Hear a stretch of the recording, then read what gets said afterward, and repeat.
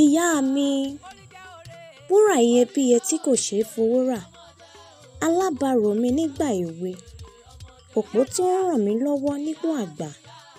Ìyá ń ronú, ọmọ ń rokà, béèyá ò jẹun, ọmọ á jẹun.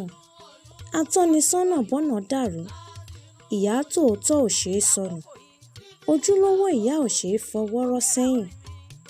Oṣù 9, òun nìyá mi fi wò mí nínú. Nígbà òjò, nígbà ẹ̀rùn, aájò ọmọ ló ń ṣe. Abiyamọ yàtọ̀ sí abíyá ọmọ.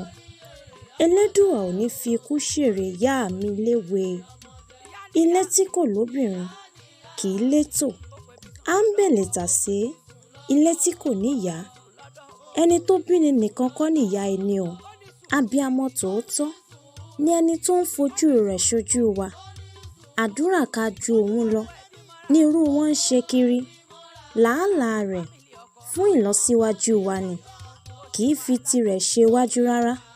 Abiyamọ tòótọ́ ni. Gbogbo abiyamọ tó jẹ́ tòótọ́ àti ìyá rere ni mo gbà á ládùúrà láṣẹ Èdùmàrè pé wọn yóò jẹun ọmọ pẹ́, wọ́n á fi èrìgì gé obì jẹ.